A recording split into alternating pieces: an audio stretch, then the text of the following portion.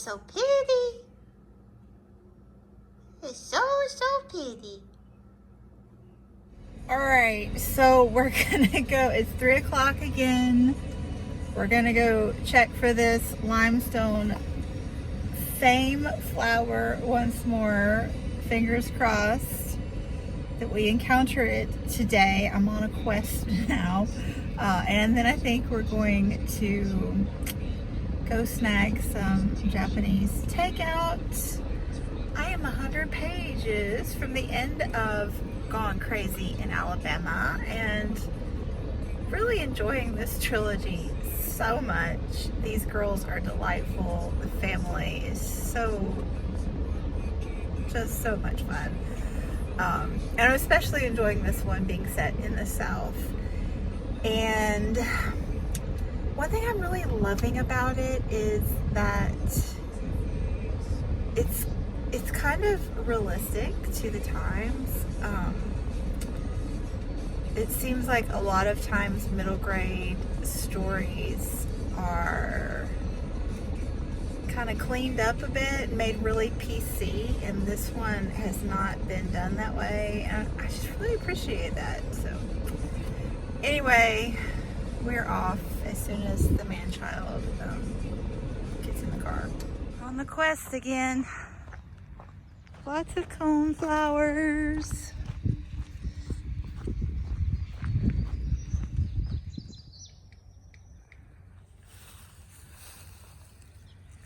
Butterflies like this stuff. Pretty. A bunch of orchid bees too. Gabriel found a floating caterpillar. It won't focus. Here it is. That's cool. I don't know if it grows here. I might have to find another place to check.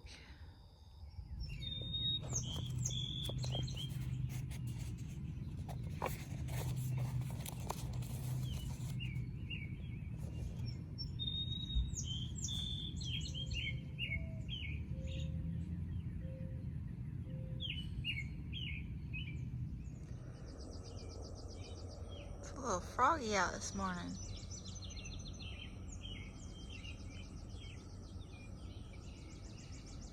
Ooh, July 8th. I guess I better flip my calendars. Live your dreams with eyes wide open. Cats make everything. Oh my word. That one's terrible. Gotta be a little more tame. There you go. Moment. Oh. That is precious. You know, Boo's happy. Oh darn, it's raining. Guess I'll have to finish the mowing tomorrow.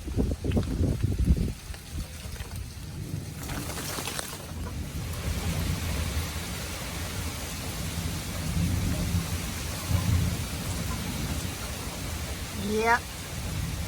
Definitely gonna wait till tomorrow to mow.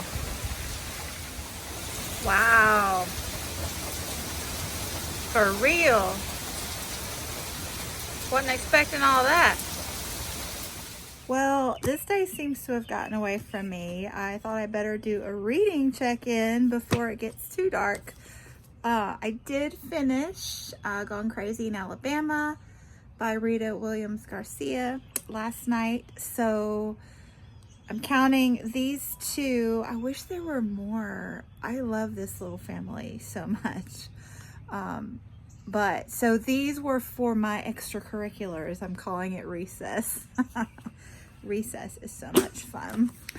I have caught up in my buddy reads, so I'm reading The Empire of Gold by S.A. Chakraborty with Cheryl, and Trace by Laurette Savoy with Heidi.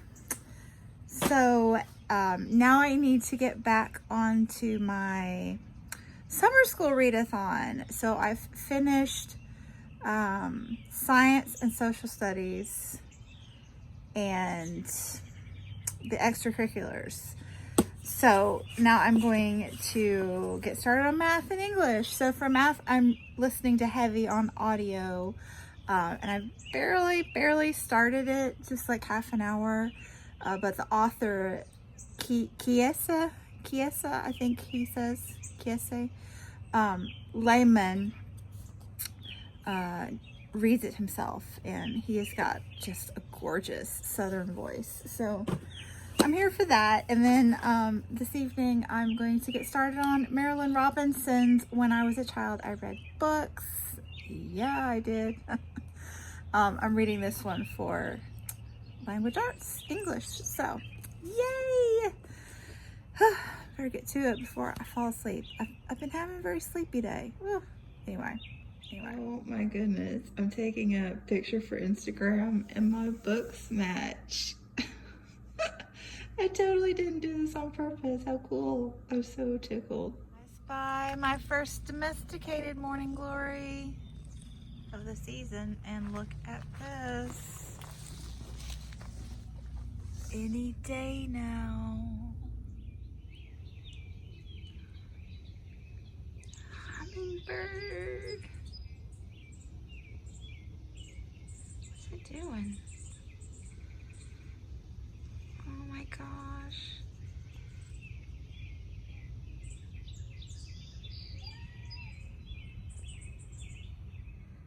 So methodical is the only way to get this one done. And you know,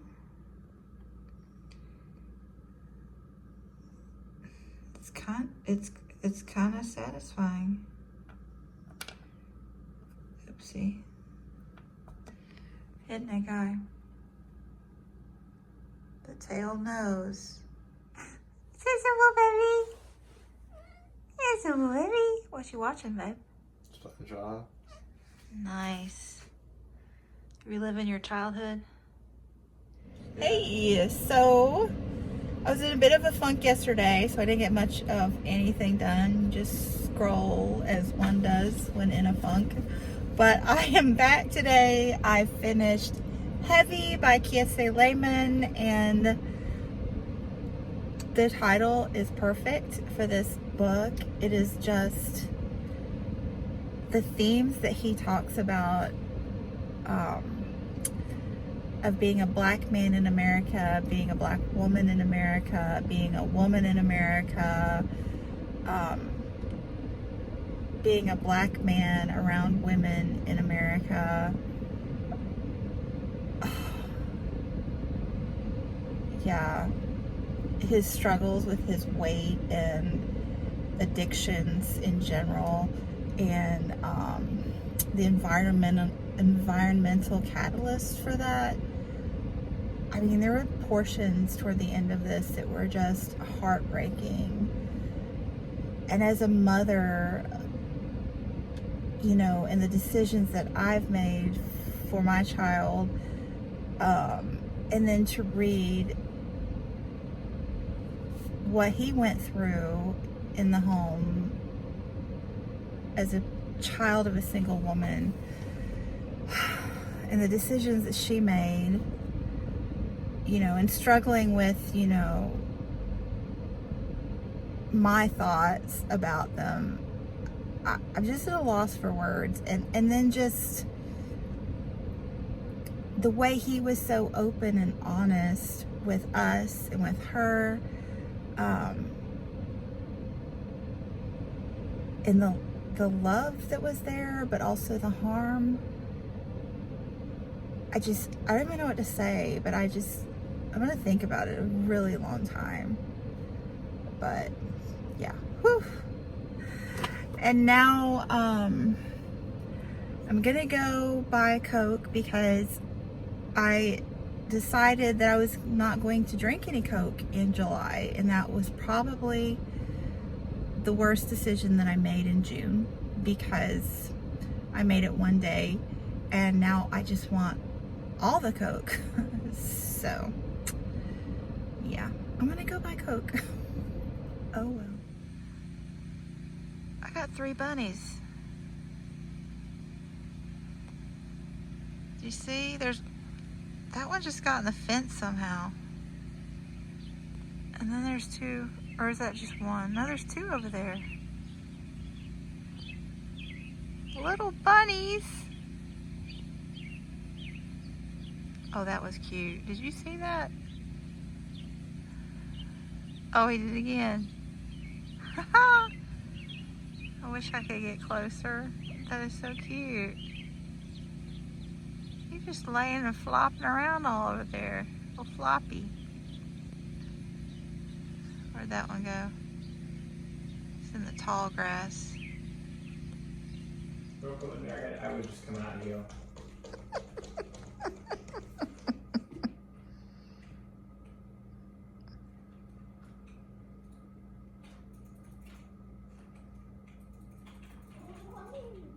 Oh. What's going on out there? Third time's a charm. We're about to get some gourmet pizza right here. Ooh, such good service. Nice. Okay, baby. Let's see what your goat cheese looks like. Ooh, wee. Hot cheese. Nice. Is it time to get up, Boo?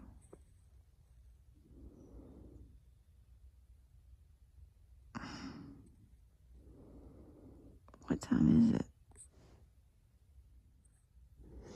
7:30.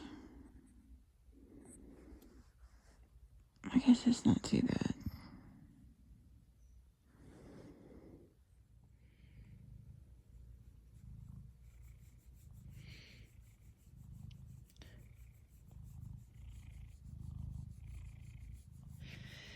Okay, guy. We gotta have a productive week this week. And starting it with a productive day today. Including lots of reading. Because I'm only at 6 books and today is the 12th. Gotta catch up. Okay, I've developed a plan. I'm going to choose a task every hour, or an activity, not necessarily a task. Starting off with chores. It's going to be a productive day now, for sure.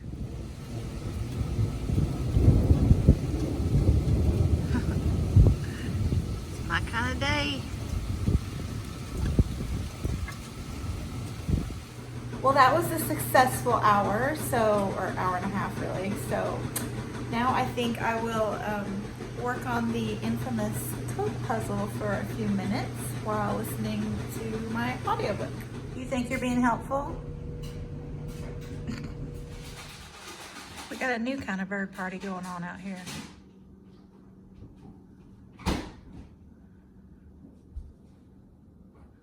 Huh.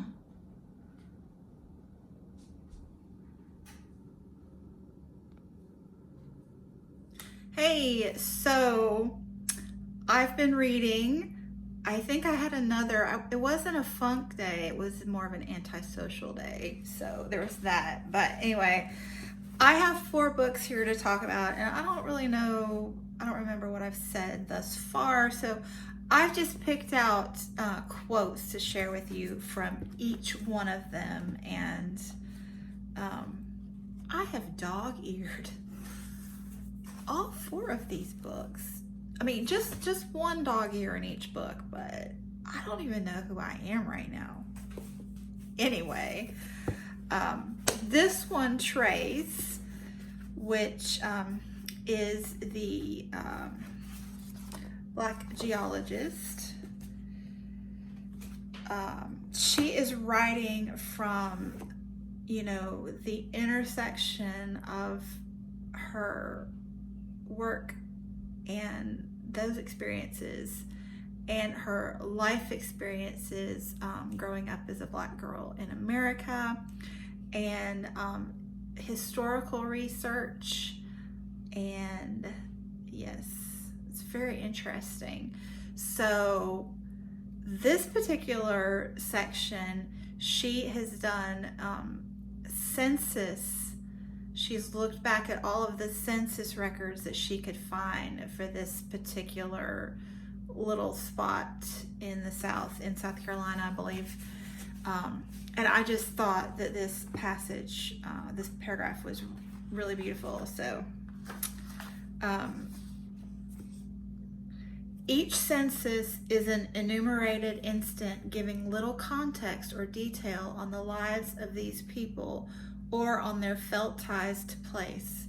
What is clear is that into the 20th century, very few African American families came to possess land as their own property. I've wondered what deeper forms of possession, more concrete and felt, they had. Not finding their stories doesn't mean they never existed. Spoken words, exhaled breath, are to me just as real as paper records. So is soil embedded in one's palms, or knowing the seasonal movements of hawks and salamanders. It's really beautiful. This Piedmont land and its societies, a measure of their known world, also bounded it. I now needed to know, for it had become an obsession, how the currents of reconstruction and redemption had entrained and deposited the emancipated in Spartanburg County. It's really fascinating stuff there.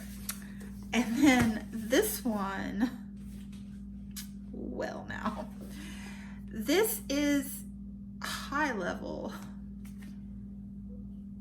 really high level reading, stretching my intellectual capacities. Super interesting. This is like the intersection of religion and faith and ideology, government in America and beyond. So what are we going to share in here? Oh, here it is. Now this is like, I had to read it a few times, so if you're really interested, you might have to rewind this and listen a couple, 3 times. Anyway, at very best, there are 2 major problems with ideology. The first is that it does not represent or conform to or even address reality. It is a straight-edge ruler in a fractal universe. The second is that it inspires in its believers the notion that the fault here lies with miscreant fact, which should therefore be conformed to the requirements of theory by all means necessary. To the ideologue, this would amount to putting the world right, ridding it of ambiguity and of those tedious and endless moral and ethical questions that dog us through life, and that those around us so rarely answer to our satisfaction. Anger and self-righteousness combined with cynicism about the world as he or she sees it are the marks of the ideologue. Y'all don't know any of these people, do you? There is always an element of nostalgia too, because the ideologue is confident that he or she is moved by a special loyalty to a natural order or to a good and normative past which others defy or betray. Yeah. I'm not gonna comment any more on there because I'm not smart enough to. But anyway. And then this one, I'm so enjoying this ride. But even in fantasy, especially in fantasy, there are nuggets of wisdom. Yes, indeed. So, where are we in here? Oh dear. I don't know. Hard. Okay, here it is. It took me a minute because this one's short, so it was harder to find. I want to fix this and maybe one day see a world where it's normal to pick sides based on what's right rather than on whose family we belong to. Yep. And then finally, I have finished When Breath Becomes Air by Paul Kalanithi. Yeah. So this book, I mopped myself up off the floor after finishing it. The last 25%, really was, whew. But this is so life affirming and beautiful. It's sad, but I found it very life affirming and beautiful as well. And the quote that I'm going to read is his last paragraph of the book. Then his wife finishes the book with the epilogue. So if you don't want to be semi-spoiled for this book, fast forward now, because, yeah. Are you fast forward? Because I'm starting. Yeah, this paragraph is written to his 8-month-old daughter, and he doesn't live to see her 9th month. So this is my second attempt because I started crying reading the last time. So I'm going to try it again. When you come to one of the many moments in life where you must give an account of yourself, provide a ledger of what you have been and done and meant to the world, do not, I pray, discount that you filled a dying man's days with a sated joy, a joy unknown to me in all my prior years, a joy that does not hunger for more and more, but rest satisfied. In this time, right now, that is an enormous thing. Okay. Rainbow! Arcoiris! Hey, I finished book number 9 on day 12, and now I need to end this vlog because I didn't realize I talked for 7 minutes back there. Thanks so much for watching. Bye.